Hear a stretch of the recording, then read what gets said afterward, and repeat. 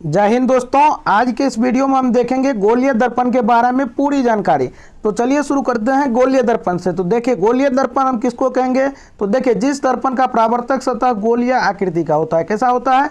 जिस दर्पण का परावर्तक सतह गोलीय आकृति का होता है वह दर्पण जो होता है वह गोलीय दर्पण होता है। यानी अथवा इसको क्या कर सकते हैं, वैसा दर्पण जो किसी खोखले गोले का भाग होता है या फिर अंश होता है उसको हम गोलीय दर्पण कहते हैं। जैसे ये उत्तल दर्पण है तो ये देखिए ये भी किसी खोखले गोले का भाग है, और ये अवतल दर्पण है तो ये भी किसी खोखले गोले का भाग है। तो ये हो गया उत्तल दर्पण, ये हो गया अवतल दर्पण। अब देखते हैं गोलीय दर्पण के दो भाग होते हैं, पहला उत्तल और दूसरा अवतल भाग होते हैं। चलिए अब देखते हैं गोलीय दर्पण से संबंधित और भी तत्व। जैसे गोलीय दर्पण के भाग होता है अवतल दर्पण। तो देखिए अवतल दर्पण किसको कहेंगे, जिस गोलीय दर्पण का परावर्तक सतह धंसा हुआ रहता है। कैसा होता है? धंसा हुआ रहता है, वो दर्पण अवतल दर्पण कहलाता है। जैसे ये दर्पण है, अगर इसको हम गोलीय बना दें और इसका परावर्तक सतह देखिए यहाँ पे धंसा हुआ आपको नजर आ रहा होगा, ये खोखले गोले का ही भाग है, लेकिन ये दर्पण कौन सा है, इसका परावर्तक सतह चूंकि धंसा हुआ है इसलिए यह अवतल दर्पण है। चलिए अब उत्तल दर्पण के बारे में जानते हैं। देखिए जिस गोलीय दर्पण का परावर्तक सतह उभरा हुआ हो यानी उठा हुआ, देखिए इस दर्पण का परावर्तक सतह जो है ये उभरा हुआ है। कैसा है? उभरा हुआ है। तो इस दर्पण को हम कहेंगे उत्तल दर्पण। तो उत्तल दर्पण के बारे में भी आप लोग जान लिए। अब देखिए गोलीय दर्पण से संबंधित हम परिभाषित शब्द को जानते हैं। तो देखिए वक्रता केंद्र हम किसको कहेंगे, सेंटर ऑफ कर्वेचर। तो देखिए गोलीय दर्पण जिस खोखले गोले से तैयार किया जाता है, यानी गोलीय दर्पण जिस गोला का भाग होता है उसी के केंद्र को हम क्या कहते हैं, दर्पण का वक्रता केंद्र कहते हैं। जैसे देखिए ये उत्तल दर्पण है तो ये किसी खोखला गोला का कांच है, और इसी के केंद्र को हम क्या कहेंगे, इसी के केंद्र को हम वक्रता केंद्र कहेंगे। क्या कहते हैं? तो वक्रता केंद्र कहते हैं। जैसे ये अवतल दर्पण है तो ये किसी खोखले गोले का भाग होगा और उसी के केंद्र को हम क्या कहेंगे, वक्रता केंद्र कहेंगे। और एक चीज़ इसमें जानने के लिए क्या है, तो वक्रता केंद्र को हम सी से सूचित करते हैं। किससे सूचित करते हैं? सी से डिनोट करते हैं। इस चीज़ को आप लोग याद रखेंगे। चलिए अब आगे जानते हैं, इससे थोड़ा और बढ़ते हैं आगे। तो देखिए गोलीय दर्पण में हम ध्रुव किसको कहेंगे, तो देखिए गोलीय दर्पण के ज्यामितीय लंबाई के मध्य बिंदु को दर्पण का ध्रुव कहा जाता है।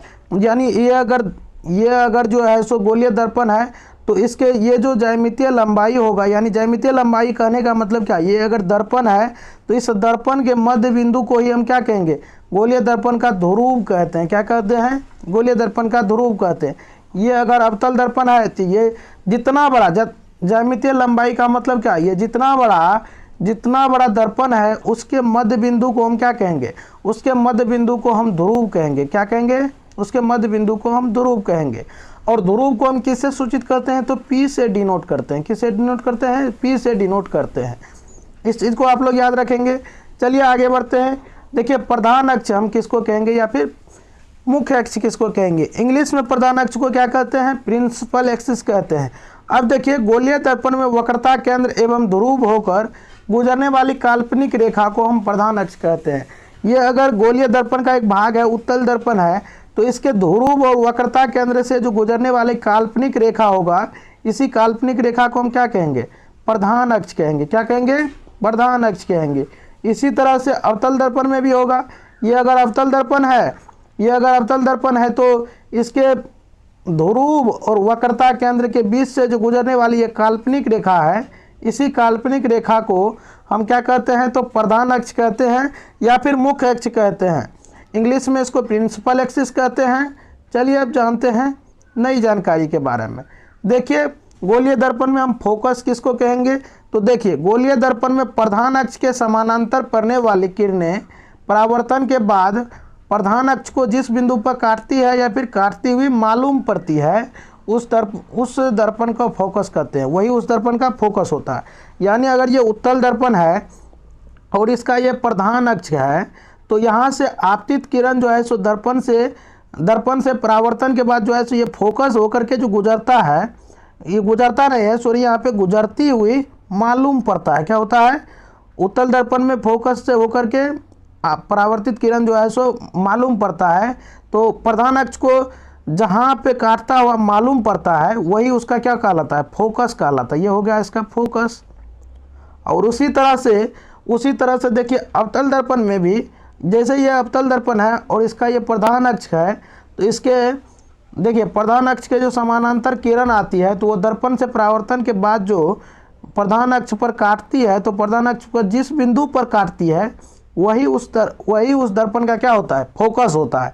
जैसे ये दर्पण में प्रधान अक्ष के समांतर किरणें आई और ये परावर्तन के बाद प्रधान अक्ष के इस बिंदु पर काटा, तो यही बिंदु इसका क्या कहलाएगा, फोकस कहलाएगा।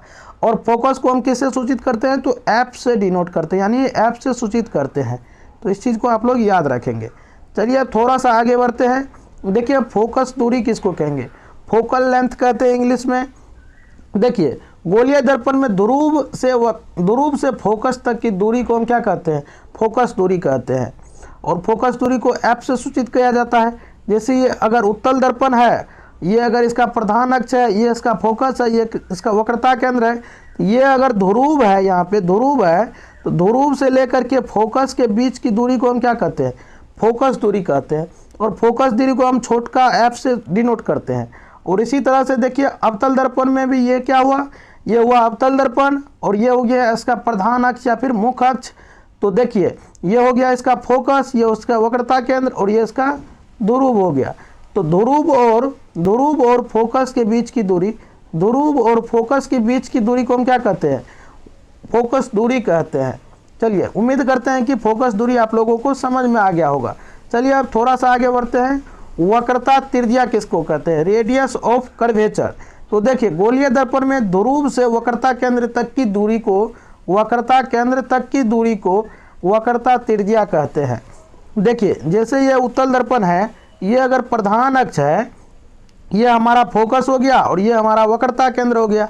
तो ये हमारा अगर ध्रुव है, तो इस ध्रुव से लेकर के वक्रता केंद्र तक की दूरी को हम क्या कहते हैं, वक्रता केंद्र तक की दूरी को हम वक्रता त्रिज्या कहते हैं। और वक्रता त्रिज्या को हम बड़ा वाला आर से क्या करते हैं, तो डिनोट करते हैं। उसी तरह से देखिए अवतल दर्पण में ये अगर दर्पण है, ये अगर प्रधान अक्ष है, ये फोकस हो गया और ये वक्रता केंद्र हो गया, ये हमारा ध्रुव हो गया। तो इस ध्रुव से लेकर के वक्रता केंद्र तक की दूरी को हम क्या कहते हैं, तो वक्रता त्रिज्या कहते हैं। और वक्रता त्रिज्या को हम आर से सूचित करते हैं। तो इस चीज़ को भी आप लोग जान लेंगे। अब देखिए गोलीय दर्पण में द्वारक हम किसको कहते हैं, एपीरेटर। तो एपीरेटर किसको कहते हैं, द्वारक किसको कहते हैं। गोलीय दर्पण में मोटाई या चौड़ाई, गोलीय दर्पण के मोटाई या चौड़ाई को उस दर्पण का क्या कहते हैं, द्वारक कहते हैं।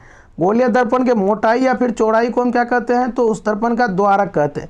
जैसे ये अगर दर्पण है, उत्तल दर्पण है, तो उत्तल दर्पण में ये जो चौड़ाई या फिर मोटाई है उत्तल दर्पण का, इसी दर्पण के मोटाई या चौड़ाई को हम क्या कहते हैं, उत्तल दर्पण का द्वारक या फिर गोलीय दर्पण का द्वारक कहते हैं। जैसे ये अगर दर्पण है, ये अगर दर्पण है, तो इस दर्पण का ये मोटाई और चौड़ाई जो है, तो इसी मोटाई या फिर चौड़ाई को हम क्या कहते हैं, तो गोलीय दर्पण का द्वारक कहते हैं। तो आप लोग समझ गए होंगे कि द्वारक किसको कहते हैं। उम्मीद करते हैं कि आप लोगों को गोलीय दर्पण से संबंधित सारा चीज़ समझ में आ गया होगा। मिलते हैं किसी नेक्स्ट टॉपिक के साथ, नेक्स्ट वीडियो के साथ, नेक्स्ट जानकारी के साथ। तब तक के लिए आप लोग पढ़ते रहिए और मचाते रहिए। मिलते हैं, तब तक के लिए बाय।